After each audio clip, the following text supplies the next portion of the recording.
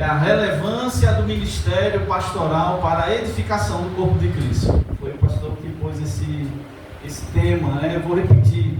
A relevância do ministério pastoral para a edificação do corpo de Cristo. Está lá em Efésios 4, 12, o texto básico, mas eu peguei o versículo 11 e o versículo 12, certo? Vocês podem abrir, a gente vai, à medida que a gente vai falando, eu vou citando o texto. Mas lá está escrito que ele mesmo deu uns para apóstolos, outros para profetas, evangelistas, pastores e mestres, querendo o aperfeiçoamento dos santos para a obra do ministério, para a edificação do corpo de Cristo. Então, Efésios 4, 11 e 12. E em Efésios 11, quando diz que o Senhor deu à igreja, né? Jesus deu, ali fala do quíntuplo ministério, ou a gente fala dons ministeriais. E quais são os dons ministeriais? Apóstolos, profetas, evangelistas, pastores e mestres. A gente fala que são dons ministeriais ou quíntuplo ministério. Alguns fazem uma analogia com os 5 ministérios com a mão. E alguns dizem então que o apóstolo é o polegar. Por quê? Porque o ministério apostólico, ele toca todos os outros ministérios. O ministério apostólico, ele às vezes ele entra no ministério profético, ele às vezes é evangelista, ele pastoreia e ele também ensina. Então o ministério apostólico então seria o dedo polegar. O dedo indicador seria o profeta, porque o profeta é aquele que aponta e diz, assim diz o Senhor. O dedo médio seria o evangelista, por ser o dedo maior, e o evangelista é aquele que vai mais longe. E o dedo anelar, né, que é o dedo da aliança, é o pastor. É interessante essa analogia. E o dedo mínimo seria o mestre. A gente quando vai cutucar, né, limpar o ouvido, você limpa com pequenininho, o dedo mínimo. É o mestre, aquele que pega as coisas pequenininhas e vai limpando. Eu fiquei pensando o que seria apóstolo. Dá uma definição de apóstolo. Apóstolo são aqueles que fundamentam as verdades. A Bíblia diz que a igreja foi edificada sobre o fundamento dos apóstolos e dos profetas.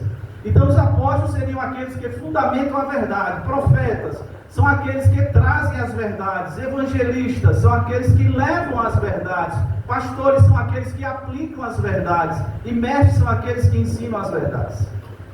Então o pastor ele tem essa característica de aplicação. Eu não vou dizer que é o mais fácil, que é o mais difícil. Mas pastorear é muito delicado, porque você tem que pegar as verdades de Deus e você tem que aplicar as verdades na vida das pessoas, na sua e na vida dos outros. E não é fácil isso. Antes da gente caminhar, irmãos, eu quero fazer aqui uma diferença entre importância e relevância. O tema é a relevância do ministério pastoral para a edificação do corpo de Cristo. Alguns colocam importância e relevância como se fossem sinônimos, a mesma coisa, mas outros colocam diferente. Eu queria que você prestasse atenção. A importância, o que é importância? Importância é tudo aquilo que a gente acha que vale a pena e é preciso fazer.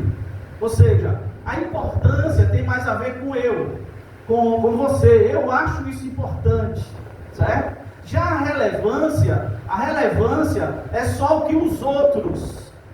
E aqui você pega um dicionário e vai falar lá, clientes, usuários, investidores, mercado, sociedade, acham que é importante que a gente faça. Repare, importância seria eu dar valor àquilo, e relevância é os outros darem valor. Certo? Entenderam a diferença? Eu achei interessante isso, quando você vai procurar o significado de importância e relevância, que a gente sempre coloca como sinônimo, né? Isso é importante, isso é relevante. E a gente vai falar sobre a relevância do ministério pastoral para a edificação do corpo de Cristo. Então a relevância tem a ver com os outros, muito mais do que com a gente. Então é o que as pessoas pensam, o que elas acham do que o ministério pastoral significa. Tem outra coisa que eu quero colocar aqui como base. Então a primeira base fazendo essa diferença entre importância e relevância, certo? Então, a relevância do do ministério pastoral tem a ver com o que vocês acham, com o que os outros acham, com o que a sociedade acha, com o que a família acha. A importância é aquilo que eu dou valor. Uma outra coisa que eu queria deixar assim como fundamento é a reforma protestante trouxe algumas heranças para a igreja, e duas eu quero destacar aqui, que às vezes é mal compreendida. A reforma protestante trouxe uma mudança, e a gente chama de o sacerdócio universal. O que é isso, pastor? Sacerdócio universal é que todo crente, ele mesmo, pode ir falar com Deus sem precisar de um intermediário, a não ser Cristo. A reforma trouxe isso, porque antigamente, para as pessoas irem falar com Deus, precisava de intermediários, né? Não vou citar aqui, mas intermediários. Quando a reforma protestante vai, ele traz essa renovação das escrituras, de que todo crente em Cristo Jesus pode ele mesmo ir falar com Deus sem precisar consultar ninguém, nem pastor, nem apóstolo, nem profeta, consultar ninguém. Ele mesmo vai falar com Deus. Isso foi uma verdade que a igreja, a reforma protestante trouxe. Uma segunda coisa que a reforma protestante fez foi trazer a Bíblia, que a gente chama para o vernáculo do povo, que é isso, para a língua materna do povo. Antigamente a Bíblia, antes da reforma protestante, né, alguns anos antes, ela era lida em latim. Então, quase ninguém sabia latim, ainda hoje quase ninguém sabe latim. Então, os sacerdotes falavam lá em latim, e eles diziam o que ele queria, porque as pessoas não iam saber. O que é que a reforma protestante enfatizou? Não, a Bíblia precisa estar na língua do povo, seja no português, no inglês, no alemão, e por aí vai. E por que eu estou falando essas duas coisas antes de a gente entrar na mensagem em si? Porque alguns pensam assim: já que eu sou um sacerdote, já que eu posso eu mesmo falar com Deus, para que pastor? Para que evangelista? Para que apóstolo, né? Para que qualquer ministério, se eu não preciso de ninguém? E hoje, com o advento da internet, né, em que todo mundo sabe tudo e na verdade não sabe nada, as pessoas dizem assim: para que eu preciso de um líder na minha vida? E isso é uma má compreensão, né, do sacerdócio universal e dos dons ministeriais, certo? É uma má compreensão você achar que porque você pode falar com Deus a hora que quiser, em qualquer lugar que você quiser, de coração, no nome de Jesus, você descarta todos os líderes da igreja. Você não entendeu a ideia do sacerdócio e dos dons ministeriais, né? No caso aqui, pastor, certo? Então vou repetir isso aqui, isso é importante. Não é porque você pode falar com Deus no seu quarto, na rua, no bike, onde você estiver, que você pode dispensar os líderes que Deus, Jesus Cristo, deu à igreja. Porque na verdade, o pastor, ele é um sacerdote que Deus deu para a igreja para cuidar dos outros sacerdotes. Então o pastor está para cuidar, é um sacerdote, junto como os outros são, que tem a missão dada por Deus de cuidar dos outros sacerdotes. Essa é a missão do pastor. E a questão da Bíblia da língua do povo, né? A gente sabe que para entender a Bíblia a gente precisa de um monte de coisa, mas duas são muito importantes. Uma é o Espírito Santo. Segunda é muita vontade de querer entender, ou seja, a disciplina. E outra, estudar. Precisa de ajuda. Então os líderes, as pessoas estão aqui para nos orientar, para nos ensinar a Bíblia, né? Aquilo que a gente precisa aprender, certo? Pensando assim, a gente deixa isso aí como base para a gente ir para a relevância, né?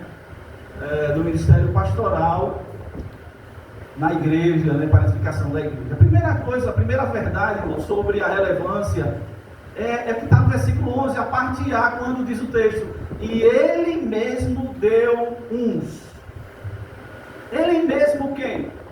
Se você ler anteriormente, você vai ver que foi Jesus, aquele que subiu é o mesmo que desceu às regiões mais baixas. E ele mesmo deu uns para apóstolos, outros para profetas, evangelistas, pastores e mestres. O que é que a gente vê com esse negócio aqui que a gente pode pensar que isso é relevante? Guarde isso aqui para a sua vida para sempre. Pastores são um presente de Deus para a igreja. É uma doação. O texto diz, e Ele mesmo, Jesus, deu apóstolos, né, profetas, evangelistas, pastores e mestres.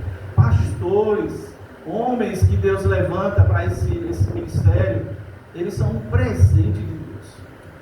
Então, se Deus lhe deu um presente, né? A gente estava estudando na igreja ontem não, esses dias aí, quando falava de João, diz bem assim, ele veio para o que era seus, e os seus não receberam. Está falando de Jesus. Jesus veio para os judeus, a princípio, e os judeus não quis.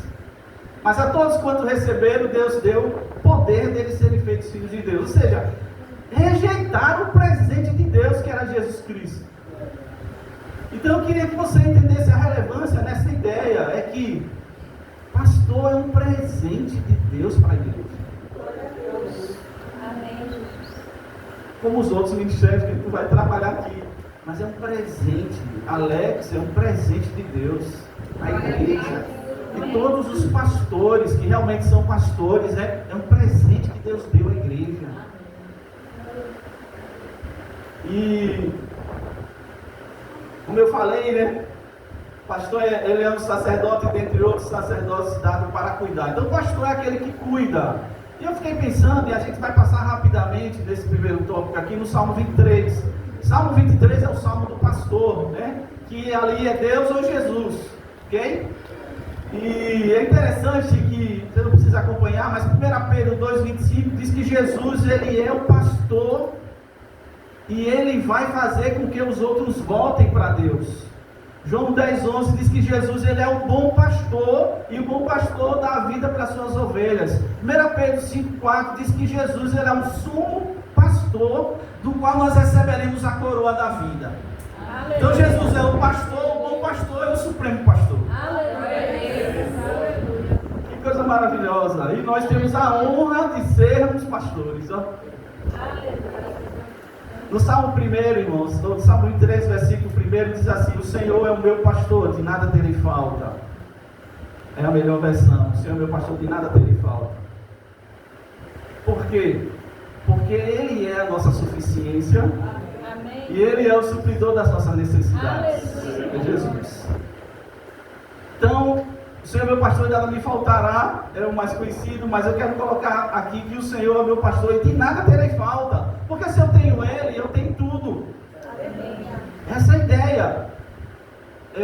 Aí ele continua no versículo 2, e a gente não vai ler, mas diz que Ele vai suprir as nossas necessidades materiais, ainda que eu andasse pelo... Senhor, meu pastor, não faltará, deitar-me faz em verdes pastos, e amansamente as águas tranquilas. Ou seja, comida, suprimento.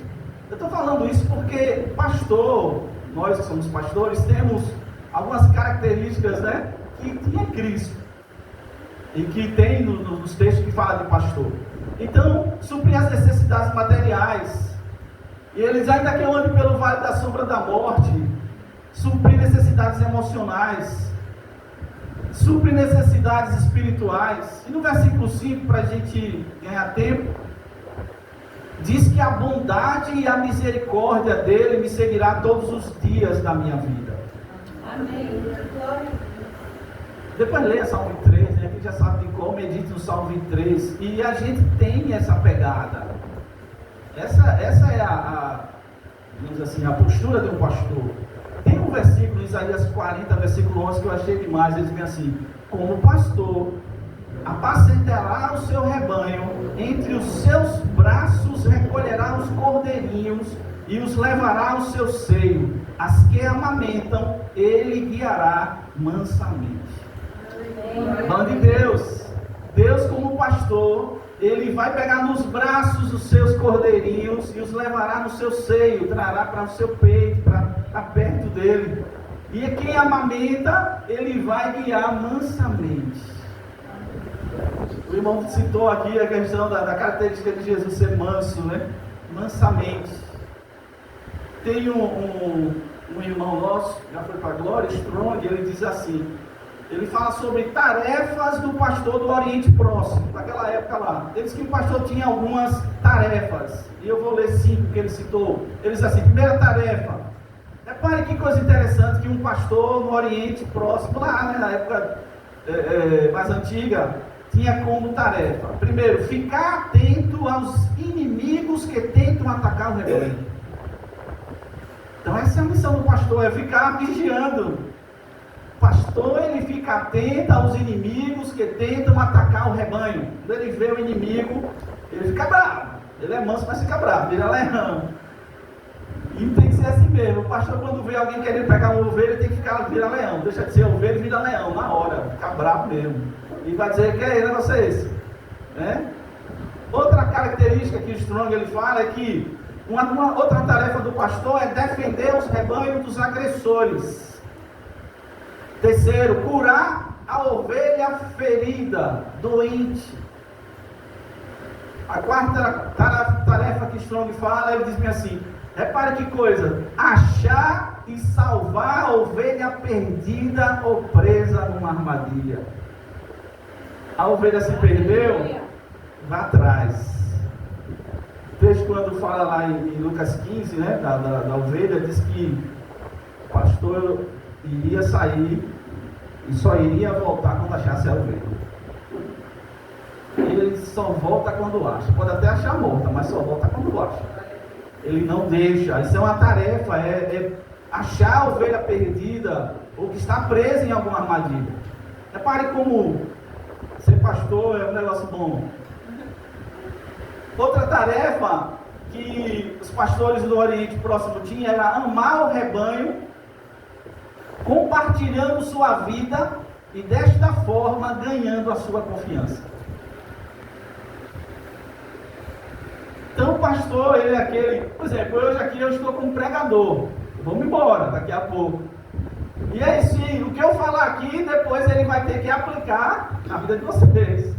Se vier um pregador e atrapalhar, e disser coisas aqui, o pastor depois vai ter que se virar para arrumar a casa. Né? Porque o pregador vai-se embora. Às vezes as pessoas preferem ser pregadores do que pastores. Porque a pessoa prega e vai-se embora, quem quiser que aceite ou não aceite. Mas o pastor não, ele tem que ficar, ele tem que compartilhar a vida com as suas ovelhas. Ele tem que viver o dia a dia. E ele tem que ganhar a confiança das ovelhas. A gente tem muita coisa para falar. A ovelha é um bichinho.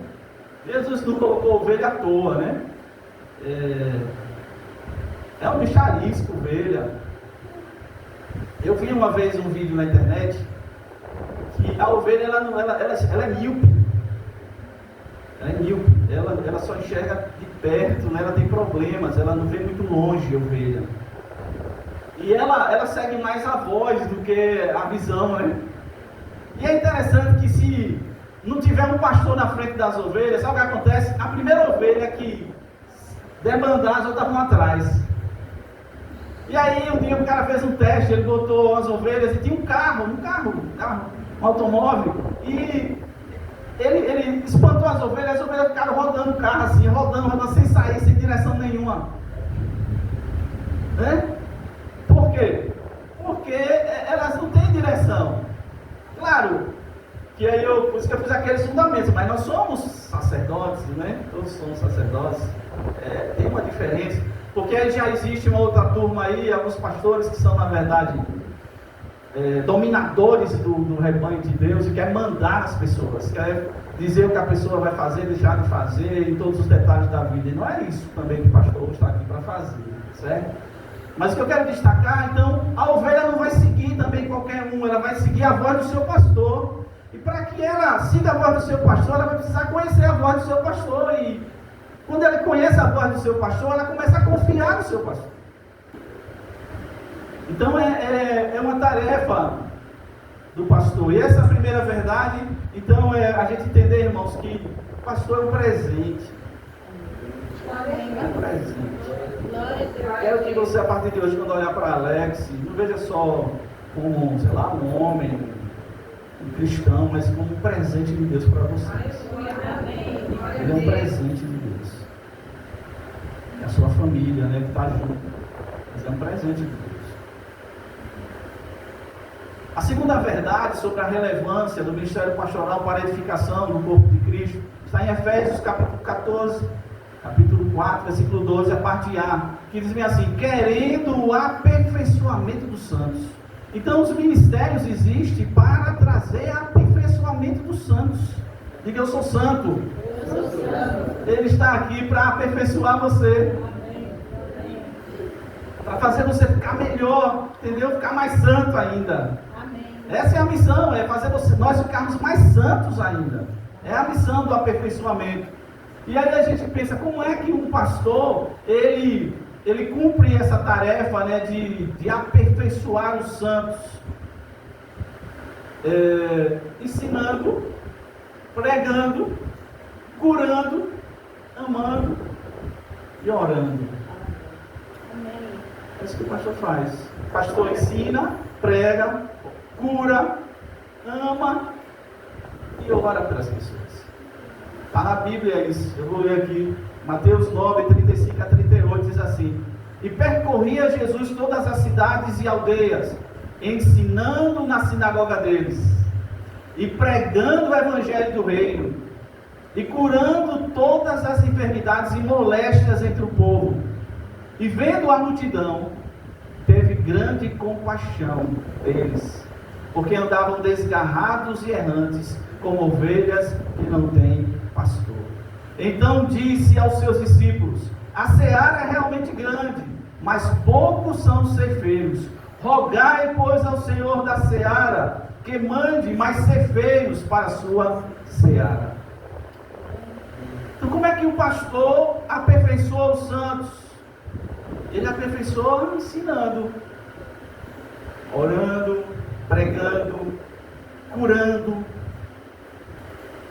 Quantas vezes um líder, né, vem dar uma palavra, aquela palavra ela cura a gente, e às vezes nem dá assim, de forma diretiva, né? Às vezes está pregando aqui, eu posso soltar alguma coisa aqui que Deus mandar e de repente curar você, e eu nem vou saber, só vou saber lá no céu.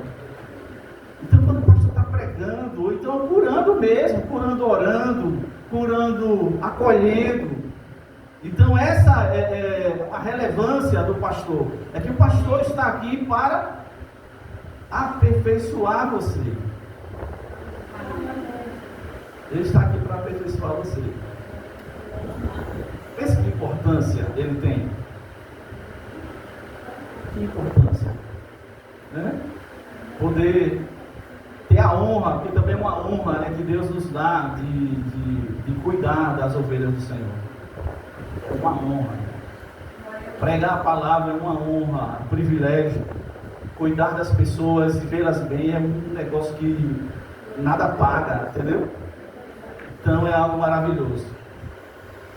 Irmão, a igreja, eu vou dizer algo aqui, vou explicar. A igreja, ela é uma comunidade apostólica, profética, evangelista, pastoral e mestra. O quinto ministério, né, o quinto ministério, ele foram homens que Deus escolheu para tal, mas na verdade esses homens existem para trazer, digamos assim, o exercício desses ministérios para os santos. Então a igreja do Senhor, ela é apostólica. A igreja verdadeira, ela é apostólica, ou seja, ela tem fundamento, ela é profética. E nós estamos precisando que a igreja do século 21 se levante com uma voz profética, dizer: assim diz o Senhor, está escrito assim.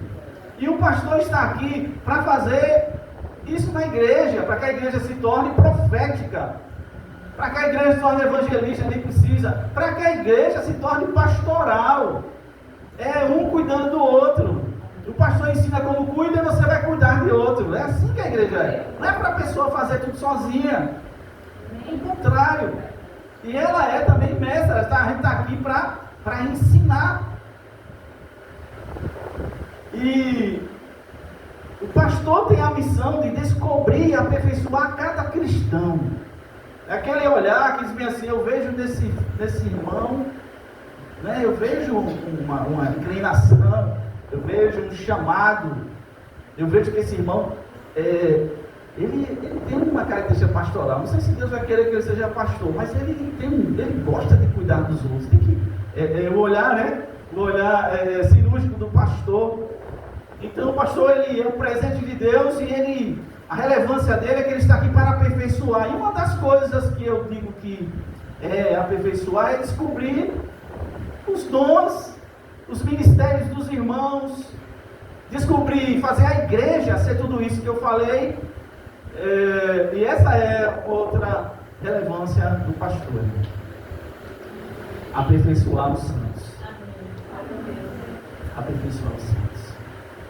A igreja de Jesus Cristo, ela é uma invenção dele mesmo, né? Foi ele que inventou isso. Foi Jesus que inventou a igreja, né? Ele inventou a igreja quando Pedro chega e revela para ele: o que é que estão dizendo que eu sou? Aí Pedro diz apóstolo, você não está chamando de profeta, não está chamando de João Batista e tal. E aí Jesus disse: se vocês dizem que eu sou quem? Ele disse: tu és o Cristo, o Filho do Deus vivo. E ele disse: Pedro, você recebeu uma revelação do Espírito, né? De Deus. E sobre essa revelação vou edificar a igreja. E as portas do inferno não vão prevalecer contra ela. Então a igreja foi uma invenção de Jesus. Ele é o maior responsável, mas ele delega a sua responsabilidade para alguns. E o pastor tem essa delegação do próprio Cristo para aperfeiçoar a igreja. É bom a gente olhar um pouco para trás, não com saudade, mas para ver o que Deus já fez na nossa vida, né? Dá uma olhada.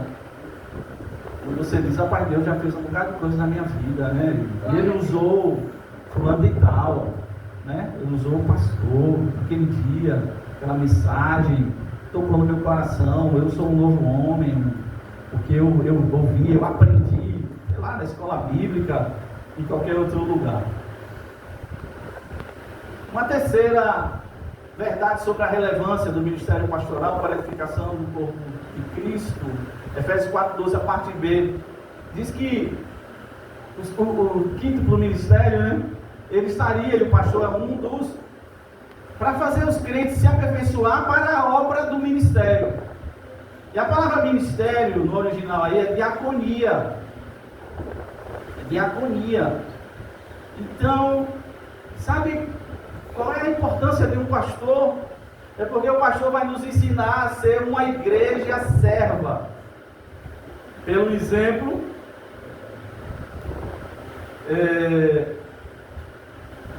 então essa é a missão do pastor. É fazer com que a igreja se torne uma diaconisa. Diaconia, ministério aqui é diaconia, é garçom, né? E da ideia de diácono, esse é garçom, é aquele que serve aos outros.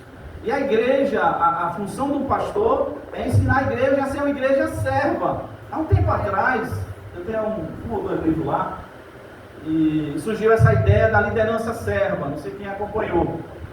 Alguns livros foram escritos sobre essa questão da liderança serva. Por quê? Já mudou, né? Agora a liderança agora é autoritária de novo.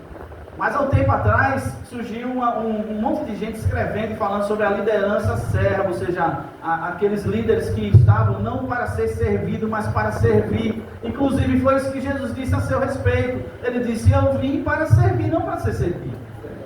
Então o pastor, ele é importante porque ele vai ensinar a igreja a ser serva de Cristo e do mundo. A igreja precisa se vestir. Eu coloquei aqui: nós precisamos vestir a roupa de servo,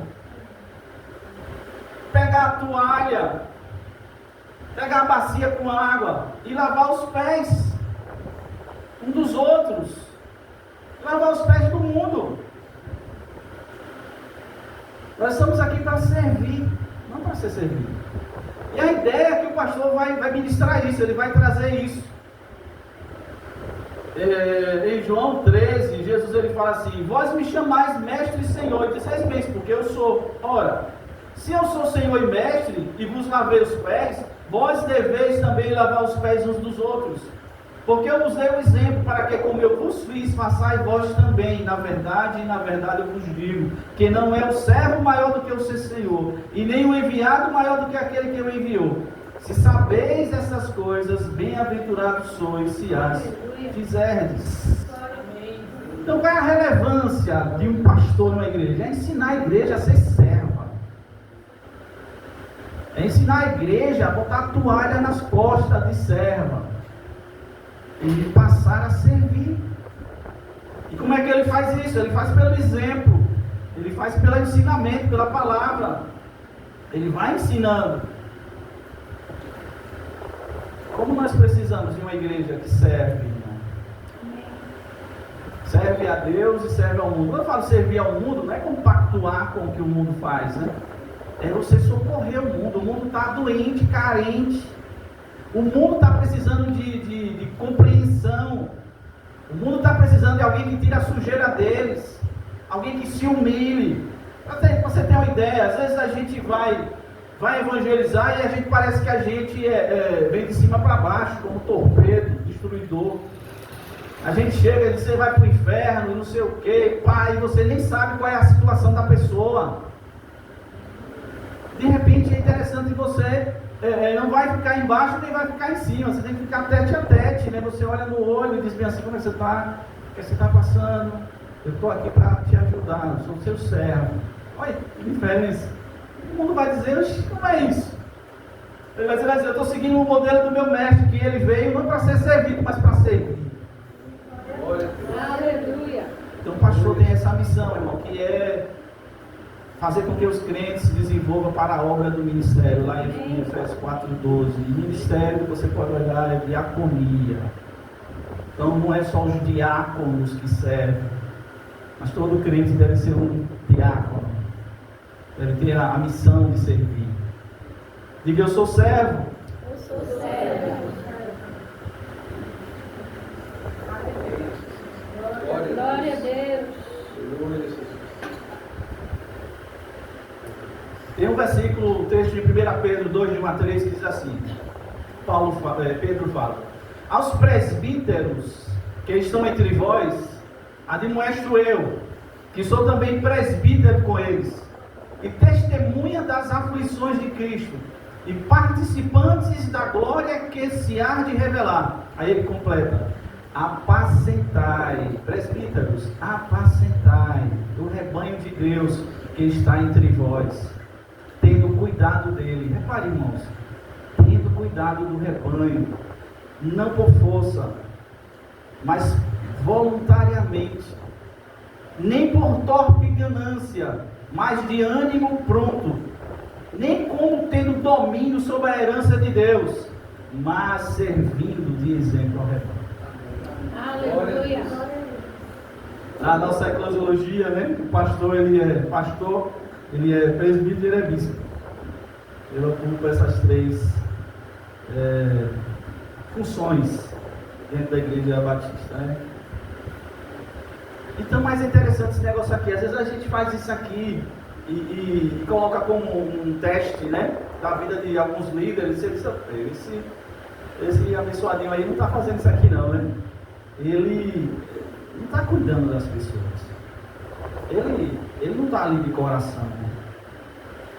E é complicado servir a Deus e como pastor se não for do coração.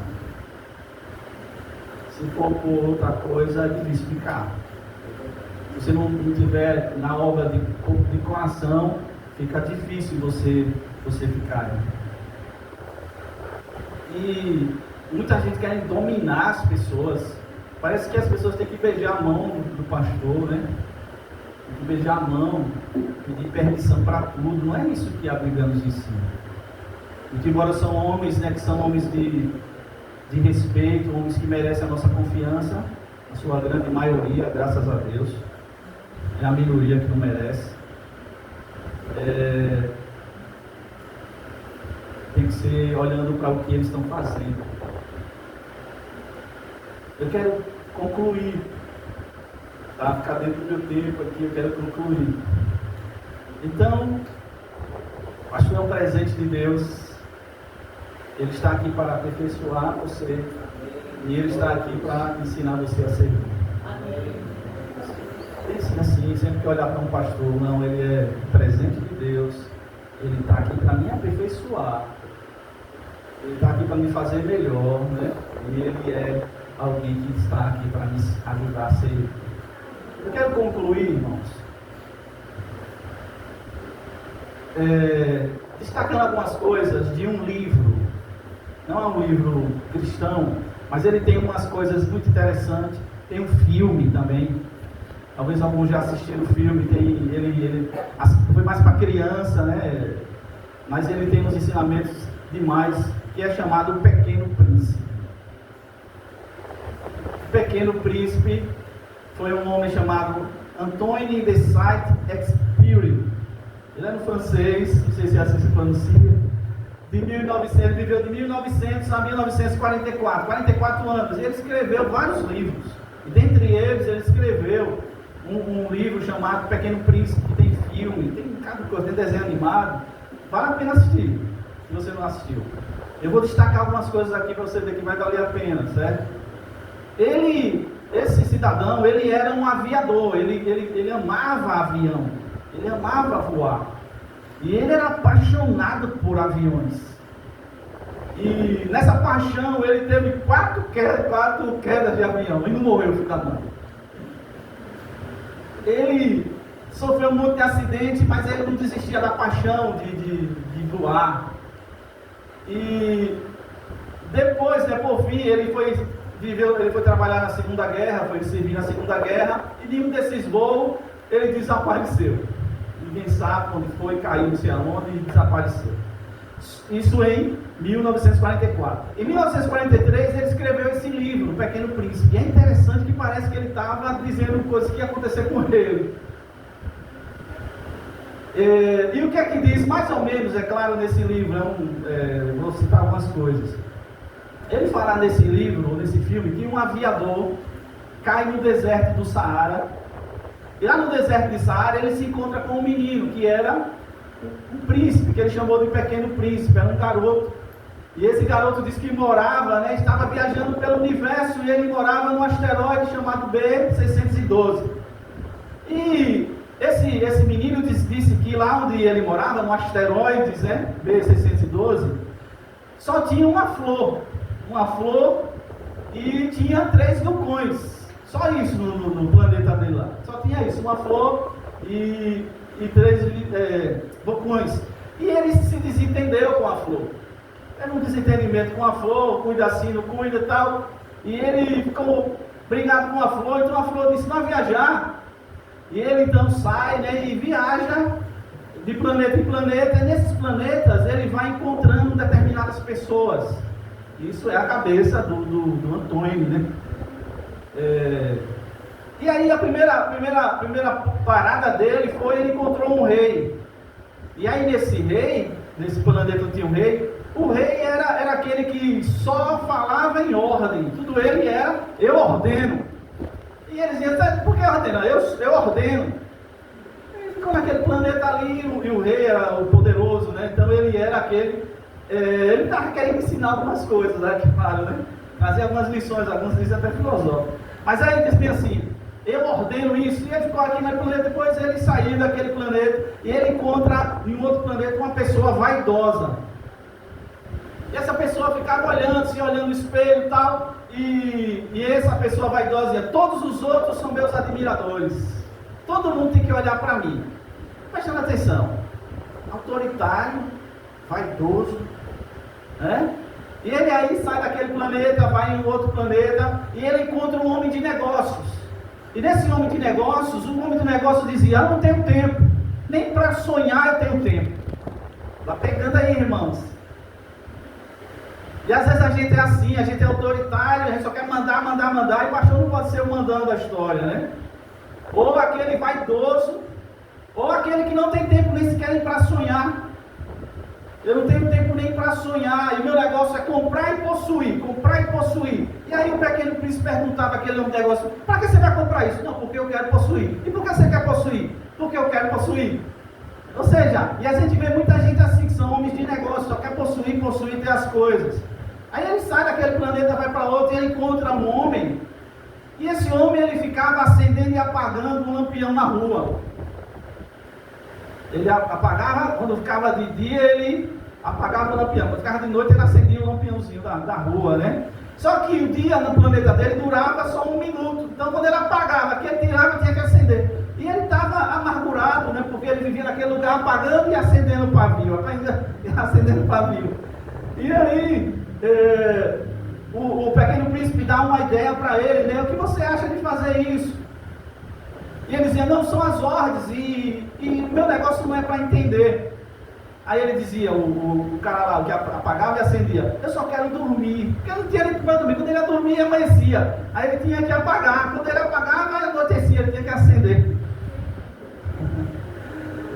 E esse Aí ele diz-me assim, né, na história onde eu vi, claro que às vezes tem algumas versões diferentes, né, ele diz-me assim, isso Pequeno Príncipe, falando daquele homem que era o apagador de pavio e acendedor de pavio. Às vezes parece que a gente assim, acende pavio, apaga pavio, nem dorme. Aí ele diz-me assim, Pequeno Príncipe, ele diz-me assim, pelo menos esse é desprezado por todos, mas ele é diferente, pois não se ocupa consigo mesmo. Pelo menos um apagador e acendedor de pavio lá, estava pensando nos outros, né? Porque ia ficar noite, né? Então, tá. Aí ele sai. Já estou acabando. Aí ele sai e ele encontra um velho que é um escritor, né? Ele, na verdade, é um geógrafo. Ele escreve um monte de livros. E ele diz assim: eu sou um geógrafo, eu não sou um explorador. Aí o Pequeno Príncipe diz: mas você fica escrevendo aí as coisas. A minha função é escrever, né? E aí ele pergunta ao Pequeno Príncipe, ele diz assim, conte você, já que você é um explorador, né, que você vai saindo de planeta em planeta. Aí ele conta a história dele, e ele diz que, como eu já falei, lá no meu planeta tem 3 vulcões, 2 estão em atividade e 1 não, e lá tem uma flor. Aí o cara chega e diz-me assim, esse escritor, ele diz-me assim, isso é efêmero. Aí o guri não entende, o Pequeno Príncipe pergunta, o que é isso? O que é efêmero? E aí o homem diz, efêmero é que tem vida curta. E ele diz, o que vale são os montes, não flores. E o guri fica lá sem entender e ele fica pro gato, vai-se embora. Aí o Pequeno Príncipe chega na terra, no deserto. É quando ele encontra o aviador, né? Depois. Ele chega no deserto. E quando ele chega no deserto, depois, quando ele chega no deserto, quem é que ele bate de cara? Uma cobra. Ele encontra uma cobra. E aí, ele começa a conversar com a cobra. E a cobra diz ser poderosa. Parece coisa de Satanás, né? Aí, diz que é poderosa. E pergunta o que é que ele tem, né? O que você tem, Pequeno Príncipe? Ele começa, na verdade, a dialogar. E aí o Pequeno Príncipe diz, eu estou com dificuldade com a minha flor. Aí ele diz, vou levar você mais longe. Isso é um papo da cobra. Irmão, a cobra é Satanás. Ela fica só comendo o juízo da gente. Aí ele começa a falar de enganos, de solidão, tal. Aí diz, outra que poderia pegar você, mas você é puro. E aí, né, ele sai dali, a cobra vai, o menino segue seu caminho, e ele encontra um jardim de rosas, com 5.000 rosas, iguais a dele. Que ele achava que era única. E ele vê aquelas 5.000 rosas, e ele diz, essas rosas, 5.000 rosas. Ele fica impressionado, né? E porque ele tinha uma rosa, ele achava que a rosa dele era a coisa mais especial que existia. Aí ele caminha e ele encontra uma raposa, e aqui tem umas coisas interessantes. Ele diz para a raposa, vamos brincar? Aí a raposa diz, eu ainda não fui cativada. Presta atenção. Eu ainda não fui cativada. Aí ele diz, o que é cativar? Cativar é criar laços. Se você, diz a raposa, se você me cativar, seremos um do outro. A gente só conhece as coisas que cativamos. Está fazendo a ponte com o pastor, certo? E fica, isso aqui eu posso pegar, isso aqui eu posso pegar. Se a gente não cativa, como é que a gente vai, sabe, se relacionar? Aí ele diz, as pessoas estão sem tempo. Ou a raposa diz, essas pessoas estão sem tempo. Elas vão aos mercados e compram tudo. Não dá para comprar amigos. Você acha que dá para comprar amigos? Sabia que Neymar ele pagava 60 mil a uns amigos para ficar com ele. Tá na internet, então não faz mal dizer não. Ele pagava 60 mil, o cara ser amigo dele, os amigos dele, e ele pagava 60 mil, o cara participar das festas dele. Mas aqui, voltando para cá, aí isso não dá para comprar amigos. Não dá para comprar amigos. Eu poderia parar cada coisa dessa e fazer aplicações, né? Mas não dá tempo.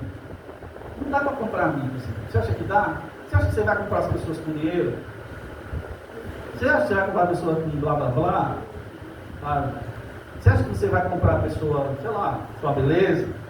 Amigo não se compra com essas coisas. Amigo se compra, né? Cativar. Viver junto. E aí continuamos bem assim, se você quiser amigos, diz a raposa, é só me cativar. E ele pergunta, como é que eu cativo você? E ela diz, repara que coisa interessante, fique sentado distante e não fale nada. A fala é a fonte dos maus entendidos. Só olho no olho.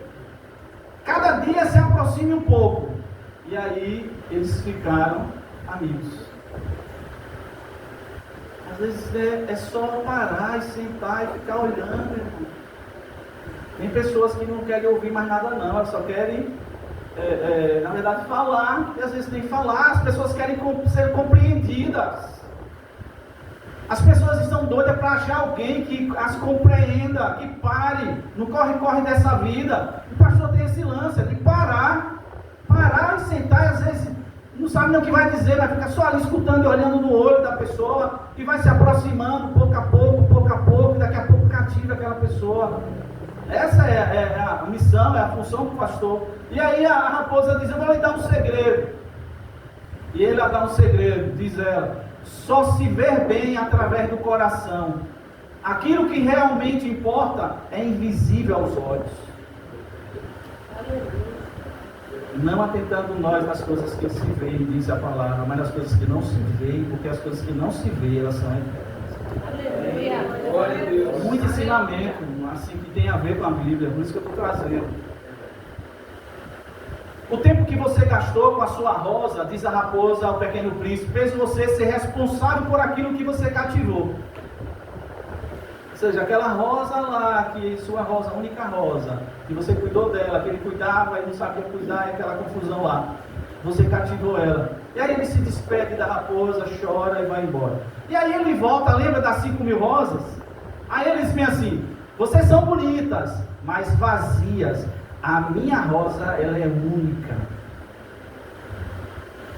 Cada ser humano é único. Glória a Deus. Nós não somos um pacote não, entendeu? Cada um aqui tem uma história, eu tenho a minha história, você tem a sua história, tem as coisas boas e ruins que aconteceram com a gente. Cada pessoa aqui é única, eu não posso pegar você e colocar num pacote, fazer porque todo mundo fica igualzinho, entendeu? Porque cada um é diferente, e o pastor tem que ser essa visão. Cada pessoa é diferente da outra, é única. E é interessante como a gente vê o ser humano como único. Só tem essa pessoa. Só tem, né? A gente fala, é verdade, a digital e às vezes até a íris do olho da pessoa. É único. Até os bichos, Deus fez com coisas diferentes. Às vezes eu fico olhando os bichos para ver as pintas dos bichos, as listras. Eu fico olhando, tem um aquário lá em casa, fico olhando os peixinhos. Eu digo, filho da mãe, quando eu estou caminhando pela rua, lá na Rio de Janeiro, para quem conhece Aracaju lá, aí tem aquelas rosinhas que nascem do nada, né? Aquelas rosinhas amarelas, rosinha não, flor amarela. Aí eu fico olhando para aquelas flores, eu já peguei algumas e fiquei comparando uma com a outra. São diferentes, irmão. Repare como a questão do pastor está por aí. Aí depois desse negócio dessas rosas, ele sai, já estamos no final, ele sai e se encontra com um homem numa estrada de ferro. E esse homem, ele, repare que coisa, fala muita coisa, eu selecionei. Ele selecionava as pessoas em pacote de 1.000. Botava 1.000 aí, botava o trem para andar. E pegava, botava mais 1.000. Né? Não é para ser assim, né? A gente botava as pessoas como um pacote e cuidar delas como se fosse um pacote. E ele dizia, a gente nunca está satisfeito com nada. Aí passaram-se 8 dias sem beber água. Ele então estava de novo com o aviador. Ele se encontra com o aviador. E aí ele foi com ele, contou essa história para o aviador. Ele acha um poço com água. E ele diz assim: as estrelas são bonitas, parece uma flor. Repare que coisa, o deserto é bonito, porque em algum lugar dele existe um poço. Meu Deus, parece que esse camarada estava... Deserto ele é bonito porque no deserto tem um poço. Eu não sei onde ele está, mas tem um poço. Se você está vivendo no deserto, irmão, existe um poço nesse deserto. E eu vou dizer para você qual é o poço é Jesus. Amém. É só você ter paciência, caminhar, que esse deserto ele vai, na verdade, florescer. Amém. E aí esse aviador conversando com o pequeno príncipe, já estou indo para o final realmente, irmão. Aí ele conversando com o pequeno príncipe, ele disse assim: olha, é bom ter amigos, mesmo que tenha que morrer. E ele falava da raposa. Às vezes a gente diz: mas não vai morrer mesmo? Então, para quê? Vai morrer, irmão. Mas está vivo, né? Está vivo. E quando está vivo, eu nunca esqueço de um negócio, eu vou contar para vocês aqui, já contei em outro lugar. Não está nem aqui. Mas um dia eu fui usar o vaso lá em casa. Sabe quem estava lá dentro? Uma barata. E aí eu olhei para a barata e ela brigando, né, para viver. Aí eu cheguei e fiz o quê? Água. Aí eu pensei que tinha ela ido embora, ela voltou e ficou lá brigando. Eu filho da mãe. Aí deixei encher de novo, pá, voltei de novo. E ela lutou tanto para não morrer. Final da história, a bichinha não aguentou, ela morreu. Aí eu já pedi perdão a Deus. Porque eu fiquei pensando: rapaz, essa barata lutou tanto para viver. E eu matei a bichinha. Apesar que ela estava no lugar que eu ia usar, né? Não dava certo. Né? Amados, aí hoje assim, se eu estiver passando em qualquer lugar e ele tiver, eu passo por cima, eu não piso não. A não ser que ela entre no meu espaço, assim, muito meu, muito íntimo. Mas se for na rua mesmo, eu não mato. Ela está no lugar dela, eu não mato. Só se ela entrar mesmo no meu espaço mesmo, bem íntimo, né? Aquele espaço que sou eu e Deus. Aí não tem jeito. Mas o que eu estou querendo dizer, irmãos, parece uma bobagem, mas é bom ter amigos, entendeu? É bom ter amigos, mesmo que ele morra. É bom ter amigos. Vale a pena sofrer, vale a pena ouvir, vale a pena olhar, vale a pena gastar tempo, entendeu? Com as pessoas. E o pastor faz esse negócio. Às vezes um só entende. Glória a Deus, um vale o mundo todo. Se você entender a mensagem, você já deu um troféu para o pastor. É claro que é bom quando todos entendem, né, meu irmão? Mas se um entender, a gente tem que entender que aquela vida valeu todo o meu esforço. Só aquela ali valeu todo o meu esforço. Eu fico pensando quando Filipe está numa campanha evangelística, curando, libertando e tal. Aí Deus, o Espírito Santo diz a ele, manda falar com ele, depois o Espírito Santo para tudo e vai para o deserto. E aí ele vai para o deserto, e quando ele vai para o deserto, aí ele vê que tem uma carruagem. E aí o Senhor fala assim: ajuda essa carruagem. Ele sai no pique, aí ele parelha com a carruagem. E aí eu não sei como foi aqui, se o cara estava devagar ou ele estava, né, com uma energia do céu, pá, correndo. Aí ele vê que o rapaz está lendo Isaías.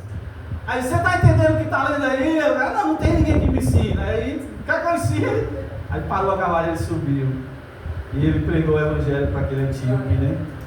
Aquele etíope foi para a Etiópia. E com certeza, né, foi salvo. Fez uma obra grande lá. Tem histórias sobre a Etiópia de coisas antigas. Talvez esse camarada tenha um papelzinho. Não importa. É uma vida, vale muito. O aviador, né, vê a criança, o pequeno príncipe, isso passa um ano, ele pega ele nos braços e sai caminhando com ele pelo deserto, e olhando aquela coisa, aquele garotinho tão inofensivo, né, tal. E aí ele anda, depois ele deixa o garoto lá, o garoto sai e se encontra novamente com a cobra. E aí a cobra está lá, né? E aí o aviador, quando vê que ele está conversando com a cobra, ele vai, você não sabe que ela é venenosa, e parece que o veneno dela mata em não sei quantos segundos, espanta, pega, Mas aí, depois disso, o pequeno príncipe, de repente, como ele apareceu, ele sumiu. Desapareceu. Aí, rapaz, talvez tenha a ver com a vida dele, né? Ele sumiu. O avião caiu e ele sumiu. O escritor, né? Strong. E aqui eu, toda hora eu vou encerrar, né? Para você mais. O Strong, ele fala um negócio tremendo, certo? Ele diz assim, repare que coisa, irmão, tem a ver com o que eu estou falando. Isso é verdade, isso foi fato. Durante a Segunda Guerra Mundial, um pastor era um piloto que guiava outro piloto. Então, um piloto, na Segunda Guerra Mundial, recebia o nome de pastor. E ele era pastor porque ele guiava, um piloto guiava outro piloto, cujo avião estava parcialmente danificado. E ele guiava de volta à base ou ao porta-aviões, voando lado a lado para manter o contato visual. Ele chamava o aviador que levava um parceiro que tinha, né, o avião estava danificado, para a base de pastor. E ele ia voar lado a lado, para não perder o contato visual, até entregar, né? Aterrissar lá e colocar o parceiro dele lá no chão, e aí as outras coisas aconteciam. Chamavam de pastor na Segunda Guerra Mundial. Repare, o que é pastor? Ele que vai lado a lado, a pessoa está ferida, está danificado, né? Ele vai, não tira os olhos de cima. Não tira os olhos de cima, vai ali e tal, até que coloca a pessoa no lugar seguro. Depois que está no lugar seguro, tudo bem, tudo, então segue seu caminho. Eu ouvi uma cantora fazendo uma divulgação do seu show que eu achei massa, não cristã. Mas ela fez uma divulgação do show dela, que eu digo, essa mulher tem que ser Deus. Ela diz o seguinte: eu quero que minhas canções vá o mais longe possível. Isso é importante. Mas se as minhas canções ela tocar apenas um coração, isso é essencial. Eu quero que as minhas canções vá no mundo todo, mas se ela tocar, é importante isso, ela dizia. Mas se ela tocar um coração, isso não é importante, isso é essencial. Um coração, uma vida. Se uma vida entender, isso é essencial. E ela continua: eu quero fazer show em todo o país. E ela dizia, isso é importante, mas quero criar laços que nos conecte para sempre. Isso é essencial. Eu quero criar laços que me conecte com a pessoa para sempre. Isso é essencial. Não estou julgando aqui o que ela está na cabeça dela, mas as palavras dela foram demais. Eu digo, essa mulher entendeu a diferença entre importante e essencial, entre importante e relevante, né? Uma vida só vale muito. A relevância do ministério pastoral para a edificação do corpo de Cristo. Pastores são presentes que Deus nos deu, homens que nos ensinam com o exemplo, principalmente a ser servo de Deus e um dos outros. Diz a palavra: mas seguindo a verdade em amor, cresçamos em tudo naquele que é a cabeça, Cristo, de quem todo o corpo, bem ajustado e consolidado pelo auxílio de toda a junta, segundo a justa cooperação de cada parte, efetua o seu próprio aumento para a edificação de si mesmo em amor. Efésios 4, 15 e 16. A igreja precisa de pastores, e os pastores precisam da igreja. É ruim uma igreja sem pastor. É ruim. A igreja precisa de pastores e os pastores precisam da igreja. O pastor também sem igreja é um negócio complicado, né? Tem que ter rebanho, né? Tem que ter gente para cuidar.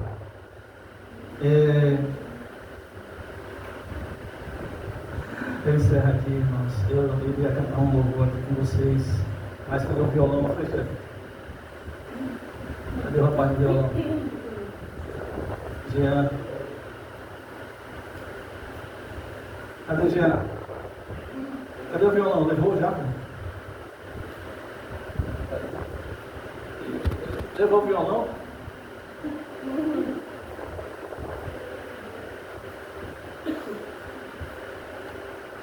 Pastor, obrigado por ter me convidado.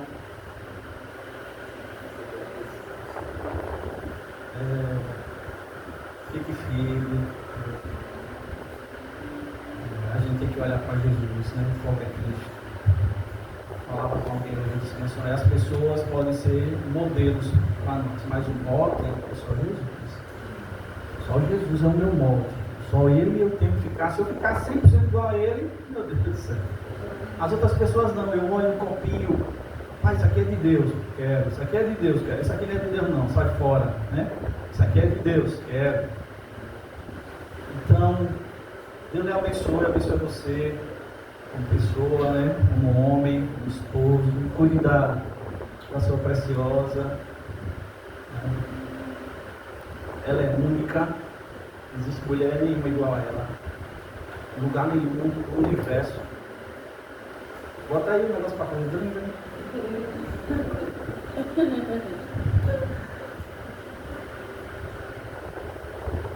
Eu vou tentar tocar, certo? E você vai cantar comigo.